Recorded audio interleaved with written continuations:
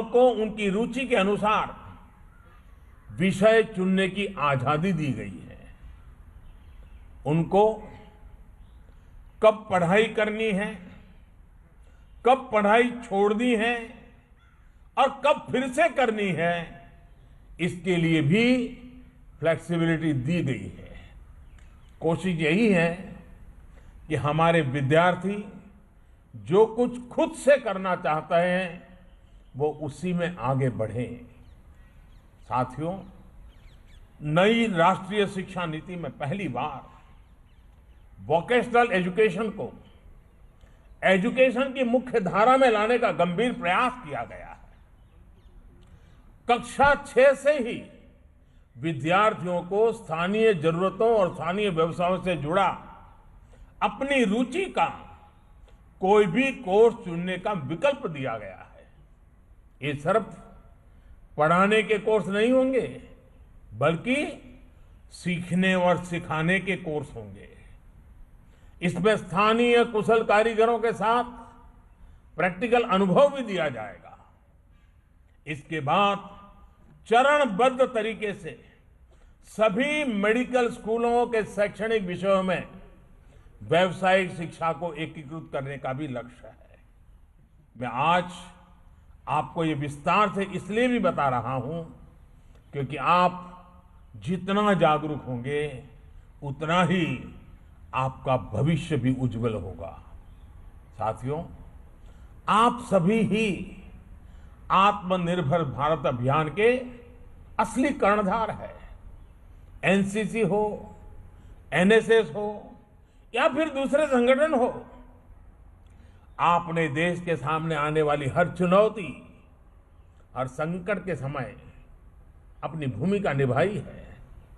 Corona काल में भी आपने जो काम किया वॉलंटियर्स के रूप में, उसकी जितनी प्रशंसा की जाए वो कम है।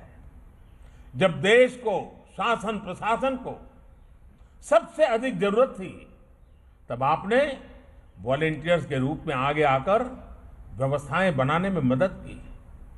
आरोग्य सेतु ऐप को जन जन तक पहुंचाना हो या फिर कोरोना संक्रमण से जुड़ी दूसरी जानकारियों को लेकर जागरूकता, आपने प्रशंसनीय काम किया है। कोरोना के इस काल में फिट इंडिया अभियान के माध्यम से फिटनेस के प्रति अवेयरनेस जगाने का आपका रोल महत्वपूर्ण रहा है। साथियों, जो आपने अभी तक किया उसको अब अगले चरण पर ले जाने का समय आ गया है। और मैं ये आपसे इसलिए कह रहा हूं क्योंकि आपकी पहुंच देश के हर हिस्से, हर समाज तक है। मेरा आपसे आग्रह है कि आपको देश में चल रहे कोरोना वैक्सीन अभियान में भी देश की मदद करने के लिए आगे आना है। आपको वैक्सीन को लेकर सही जानकारियां देश के गरीब से गरीब और सामान्य से सामान्य नागरिक को देनी है। कोरोना की वैक्सीन भारत में बनाकर भारत के वैज्ञानिकों ने अपना कर्तव्य बखूबी निभाया है। अब हमें अपना कर्तव्य निभाना है। झूठ और अफवाह फैलाने वाले हर तंत्र को हमें सही जानकारी से परास्त करना है। हमें ये याद रखना है कि हमारा गणतंत्र इसलिए मजबूत है क्योंकि ये कर्तव्य की भावना से संकल्पित है। इसी भावना को हमें मजबूत करना है। इसी से हमारा गणतंत्र भी मजबूत होगा और आत्मनिर्भरता का हमारा संकल्प भी सिद्ध होगा। आप सभी को इस महत्वपूर्ण राष्ट्रीय पर्व में शरीक होने का अवसर मिला है। मन को घड़ने का, देश को जानने का और देश के लिए कुछ न कुछ करने का, इससे बड़ा संस्कार कोई और नहीं हो सकता है जो सौभाग्य आप सबको प्राप्त हुआ है।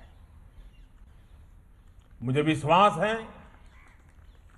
कि 26 जनवरी के इस भव्य समारोह के बाद जब यहां से घर लौटेंगे तो आप यहां की अनेक चीजों को याद रख करके जाएंगे, लेकिन साथ साथ ये कभी नहीं भूलना कि हमें देश